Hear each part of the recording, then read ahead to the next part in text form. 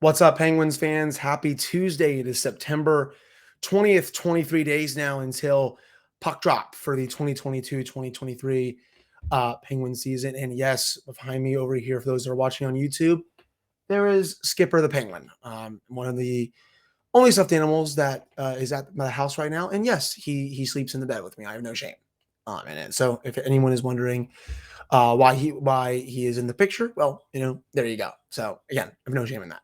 For today's show, we're going to get into the Penguins training camp schedule that came out today. I'll give you all of the information on that. Remember, all the practices are free and open to the public. I think the only practices that I don't think you all will be able to go to are the game day skates. I think those are going to be closed.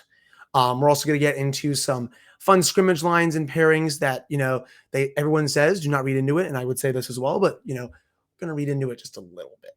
Just a little bit, because there are some pairings there that I think we could see during the regular season. And then I'm going to end the show with some talk about some of the retirements today with PK Subban, Zdeno Chara, and Keith Yandel. So that's all coming up right after this drop.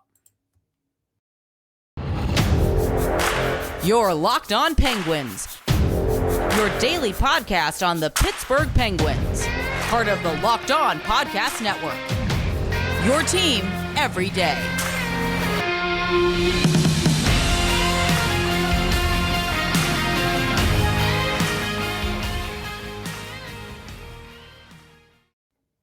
Hey everyone, welcome back to another episode of the Locked On Penguins podcast. I'm your host, Hunter Hodes. Remember to follow me on Twitter at Hunter Hodes. You can also follow the show's Twitter at LO_Penguins. And of course, thank you all so much for making this your first listen of the day. So, a lot of fun things happening in Penguin land lately again. Apologize, my voice is still not back to 100% yet. I've been dealing with some COVID stuff for the last week. The last two things that have just been taking a little longer to go away are the sore throat and the head and sinus congestion. For some reason, it just wants to stay around longer. Don't know why. Been taking some medicine, been trying to drink some tea with honey. It works a little bit, but then it comes back. So, the voice I have right now, that's what the one you're going to have until it's fully back. But again, let's get into it. So about 3:30 today on Tuesday, the Penguins released their UPMC Lemieux Sports Complex training camp schedule. Remember, for those that don't know, September 22nd is the first day of camp for the Penguins. That is on a Thursday, 3 weeks to the day, actually, for when they open up the season on October 13th. So the players, they'll be split into, basically like, I think it's like 3 teams, something like that. So there will be 2 practice sessions from 9 to 9:45 on Tuesday for those that want to go. Team 1 will be practicing, Team 2 will practice, and then they'll have a scrimmage between each other from 10 to 10:45. They'll have some conditioning, and then Team 3 is going to practice, and then Team 3 will also have a conditioning thing. And then Friday, Team 2 and Team 3 will practice, then they'll scrimmage. Team 1 will then finish the day with practice, and then Saturday, Team 3 and Team 1 will practice. They'll also have a scrimmage. Sunday, remember that? I can't believe that's coming up so quickly here. The Penguins will have their first preseason game. There'll be a morning skate for that 1:00 game against Columbus. And the Penguins will also play another game against the Blue Jackets that night. So I think there's going to be a split.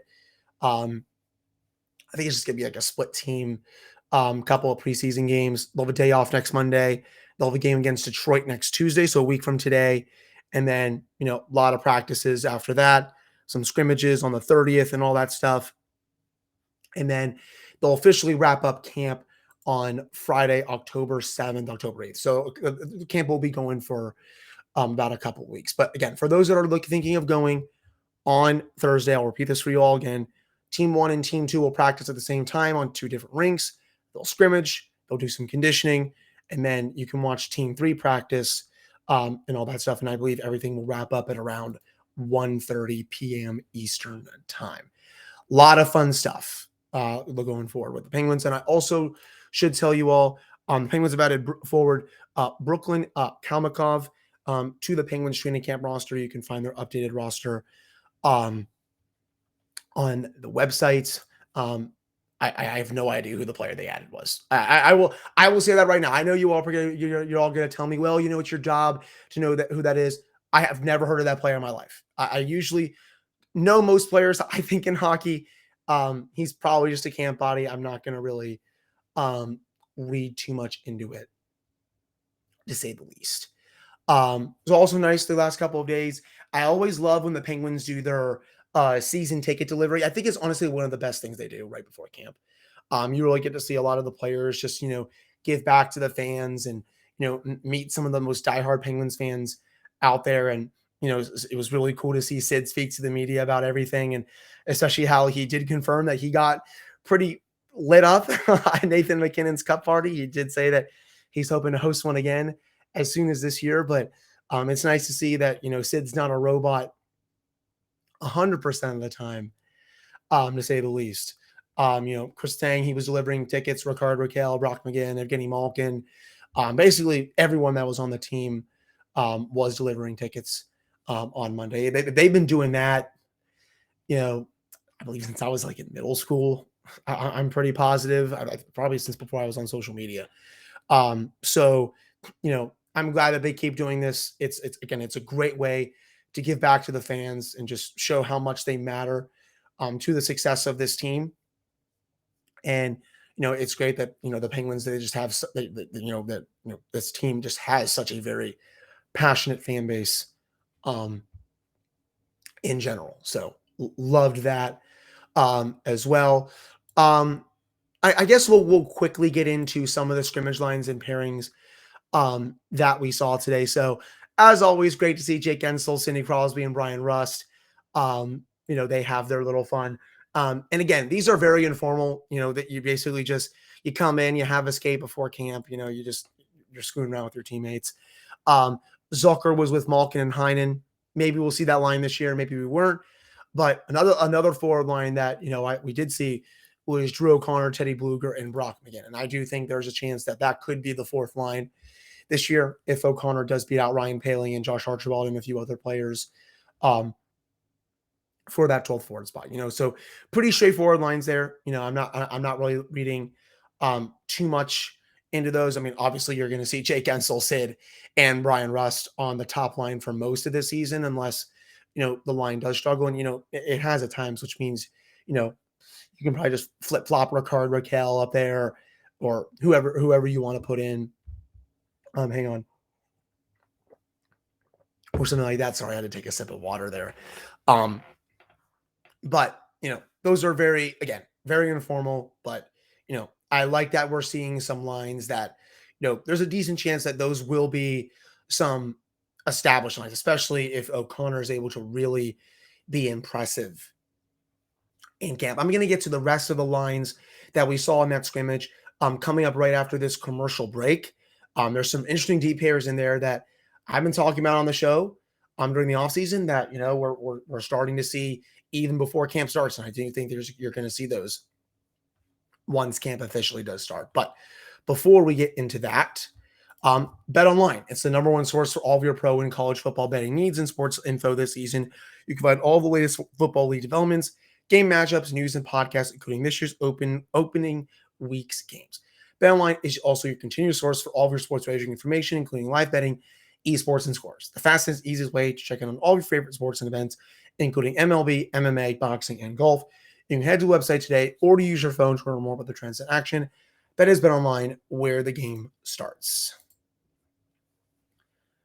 All right, I'm back here on this episode of the Locked On Penguins podcast. I am your host, Hunter Hodes. Remember to follow me on Twitter at Hunter Hodes. You can also follow the show's Twitter at @LO_Penguins. And of course, thank you all so much for making this your first listen of the day. I'm actually kind of dedicating this episode. It's been 1 month to the day where my wonderful 93-year-old granddad passed away. Definitely, a little bit of a tougher day than I expected, but, granddad, I love you. And, this one and a lot of other future ones are for you. And, I can't believe it's just been a month so far. But anyways, getting into some other, some more lines that we saw here. Some of the defensive pairings, Doolin was with Chad Weedle. Please do not read anything into that. Chris Tang was barely even present for that skate. As Taylor Haas tweeted, he was late joining the group. He just came to the bench. So he was in that first group. I am sure that he was partnered with his usual partner, Brian Dumoulin. So don't read too much into that. Xavier Ouellette was with Mark Friedman. And then there's a pairing that, I mean, I think it's basically an AHL pairing. And then at the bottom of the group, Ricard Raquel was with Jeff Carter and Kasperi Kapanen. Again, do not read into that. That's not going to be the Penguins' third line this year. Raquel is going to play with Evgeny Malkin or Sidney Crosby. But he'll probably start with Gino. But I do think Carter and Kapanen, I do think that's going to be at least 2/3 of the third line. I don't think they would be comfortable putting a $3.2 million player on the fourth line unless, he's as bad as last year, which, could happen. Hopefully not. But, I think they would, in a perfect world, want him on the third line. Carter, he's going to be your third line center, even though, the wheels could really fall off from him this year. Now, who plays with them on the left side? That's a mystery. Again, it's definitely not going to be Raquel. To say the least, if you have, I know it was Zucker, Malkin, Heinen with the Malkin line, but I don't think that's going to be the second line for most of the season, even though Heinen can play both wings, because usually Heinen played on Malkin's left wing last year, but also Zucker did. So again, if I've been saying this all off season, if this is your first episode, I think it's going to be Gensel, Crosby, Rust, Zucker with Malkin and Raquel. And then I think they may put Heinen down there with Carter and Kapanen. But it definitely looks like it's Carter, Kapanen. I know people are not going to like it. I understand it. Those are two players that, excuse me, they've had their fair share of struggles over the last 12 months. But I do think that's going to be 2/3 of your third line next year. And then whoever's on the left wing, Dan Heinen, maybe Ryan Poehling, but I don't think Ryan Poehling will be up there, to be honest with you all. But again, not reading too much into that. Josh Archibald was with Radim Zohorna and Alex Nylander. Interesting line. Trey Kajula was with Ryan Poehling, and then another player who's I think plays down in Wilkes-Barre. I really don't know who he is. So you have a couple AHL lines there. Zohorna, maybe he'll make the team, maybe not. Archibald, I'm leaning towards him being on the team because it's a one-way deal at $900K. But if he does have a really bad training camp, I think they can just put him on waivers and someone else can claim him. It's $900K at the end of the day. I mean, who really cares? And then the bottom three defensive pairings, Marcus Pettersson with Jeff Petrie. Again, I really think this is going to be a pairing that you see a lot this season. And I've been talking about that, for the last couple of months.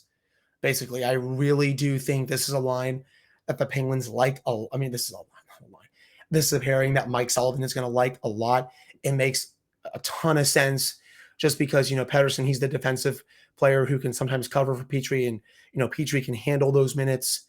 And, he's the offensive player on that pairing. I think, Mike, in a perfect world, he likes to have one offensive guy, one defensive guy on the same pairing. You look same thing with Brian Dumoulin and Chris Letang. Dumoulin's the guy that can really cover for his mistakes when he's on his game. Letang, he's going to be that fire wagon in the offensive zones. That Jeff Petrie is going to do the same thing.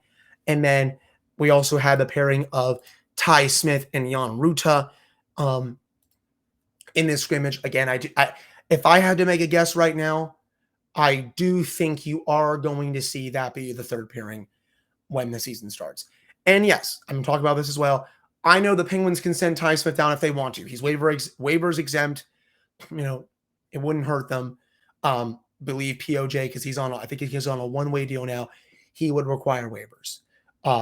But for Ty Smith, he would not. So if he does have a bad camp, they can just stick him down in Wilkes-Barre and he can develop more down there. And, when he's ready to come up, they can just bring him up.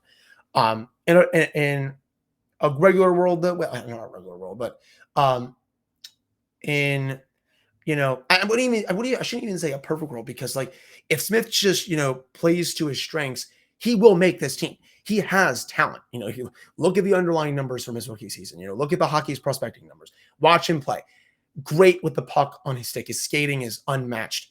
He just has to clean up his decision making, clean up, his play in the defensive zone. Once he's able to do that, I really think he's going to be a serviceable top four defenseman for many years to come. I know I've gotten a lot higher on him as the offseason has gone on, and I'm really intrigued to see how he does at camp, how he does in the preseason. And, I know there's always preseason and training camp heroes. We all saw what happened last year at Pittsburgh camp. And the media was tweeting about it. I was tweeting about saying like he's looking like a one-man wrecking crew and all this stuff. And then he comes out in the regular season, craps all over his pants, and then just stinks. So, it always, you always got to exercise a little bit of caution. But, I'm excited for him a lot. And then the other pairing was POJ and Taylor Faduna. Faduna is just going to be in Wilkes-Barre. And then for POJ, this will, almost be make it or break it time for him. I wouldn't be surprised, honestly, if the Penguins want to give him a 10 to 20 game sample this year, I think, to really see what they have in this player, because, this is like a management team that he's been around for. I don't know how high Rutherford was on him, but, he really couldn't crack the line out too much. He did for a little bit when the Penguins were dealing some injuries a couple of seasons ago. Actually, not a couple of seasons ago. Not this past season, though. The season before that. Looked good in some games, but, you elevate him to the top pairing with Chris Tsang, and that's not going to be a fun time. If he's going to play, it's going to be probably third pairing minutes at most, maybe, 12, 14 a night. But I do think the time is coming where the Penguins need to unleash him a little bit and see, okay, what do we have in this player? It's all or nothing now. You've been down in Wilkes-Barre a lot, ever since you came over in the Phil Kessel trade. You were the main piece of that trade. I'm not going to say Alex Galchenyuk was the main piece because he just stunk so bad, but, he was a player that was, really hyped up by a lot of, prospect writers and analysts and all that. So far he hasn't lived up to the billing just yet. So curious to see how aggressive the Penguins are in throwing him out there, during preseason games. And, if he's able to make the team, does he get, a fair shake this year? I should say, I apologize. I had to drink some water again. But those were the lines and the defensive pairings for the scrimmage that the Penguins had on Tuesday. I'm sure they're going to do another one on Wednesday before camp officially opens up on Thursday. I'm sure we're going to have the teams from the Penguins that will be announced. Maybe they'll do it tomorrow, definitely by Thursday morning. I would assume they'll do it tomorrow. They like to split up the core players onto all three teams. Maybe we'll get to see Sid and Gino scrimmage against each other. That's always a fun time. So that wraps up this second segment for today's episode. Coming up in the final segment, we're going to get into some of the latest NHL news and some of the retirements that we saw on Tuesday. So that's all coming up right after this commercial break. All right, I'm back in this episode of the Locked On Penguins podcast. I am your host, Hunter Hodes. We're going to follow me on Twitter at Hunter Hodes. You can also follow the show's Twitter at @LNShow_Penguins. And of course, thank you all so much for making this your first listen of the day. So I guess everyone decided to retire around the NHL today. Zdeno Chara, that's a massive piece of my childhood gone. I always used to refer to him when I was a kid just as this 9'6" Neanderthal. Basically, I'm sure back when I was 13, I'd call him Shrek or something like that. But man, did he have talent. I mean, just changed the position for the better. The way the way he was able to skate while being such a big body was second to none. I mean, I just can't believe he was that good of a skater. Despite how big he was, his shot was something else. Great two-way player. He was elite for a lot of years in Boston. And, it was only right that, he decided to retire as a member of the Bruins Day. I always think back to 2013 when him and Crosby were going at it. And, they were pushing and shoving each other. I believe it was game one of the Eastern Conference Final. And Malkin and Bergeron, I think, were fighting. And they were just really getting under the Penguins' skin. Those Penguins teams were so soft, as Michel Therrien liked to say. And, Sid was just, getting peckered by Chara. Every single time Sid would go out there, Chara would be out there. And, the battles that they had in that series were unbelievable. And, he definitely got under Sid's skin. And, Sid was standing up to him. Chara has feels like 3 feet on him. He's just staring down on him like, what the hell are you going to do, Sid? Like, you're looking at me, right? And he was always just such an intimidating player to go up again. So, congratulations to Zdeno Chara on an incredible career. I'll always remember the battles that, the Penguins had against the Bruins when he was in his prime. PK Subban, a career I think cut too short. I was definitely a bit surprised that he announced his retirement today. But if ESPN or Turner Sports aren't getting him a full-time analyst spot, they're doing it wrong. He's a great personality for TV. Him and Sid had obviously so many battles over the years too. 2017 Stanley Cup final, where the Listerine storyline's being brought up, and Sid's like, yeah, he made that up. I didn't say that. And, obviously Sid's just, kind of, it's bad to say, but, he's kind of just hitting his helmet love tapping his helmet onto the ice a little bit. He's not really doing it on purpose, but, they're always just talking a bunch of crap to each other during that series. And, it's professional. I think Sid even went on a podcast a few years after that, and he said, I believe it was actually Spit and Chicklets. I'm not a regular listener of that podcast just because Whitney is just such a weirdo. But it was a cool interview to listen to. It's honestly, I think I think it's the only episode of Spit and Chicklets I've ever listened to, just because it was Sid. I do not go out of my way to listen to that podcast, but when he was on there, Sid was just saying like, yeah, we joke about that stuff all the time. It's nothing personal and stuff, but Subban was a great defenseman for New Jersey, especially Montreal and Nashville. He was beloved in Montreal. When he was a Canadian, I would say almost every year he was a top 3 to 5 defenseman in the league. Had a booming slap shot from the point. His defensive game was also top notch. It's a shame that his play just dived off so quickly, because he's still only 33. You'd think like, oh, he should still be having some plenty of good years right now, but it's funny to think, yeah, it just hit a cliff so quickly. And him and Shea Weber, they were traded for each other. They went out at the same time. That's crazy. Like Weber's like what, 5 years older than him, and they're basically retiring like a season apart. Like who would have seen that coming? And I know Weber, he was basically forced to because of all the injuries that have caught up to him throughout his career. But, for Subban, I definitely thought that there was going to be a team out there to give him a professional tryout for camp, maybe sign him into a 1-year cheap deal, something like that. I think he can still play. It's just a matter of, putting him in the right system and, managing his minutes. So I was definitely a bit surprised to see him call it a career today. But, I always loved watching him. He did not deserve some of the hate that he got in just like cities like Boston. I had to throw that out there.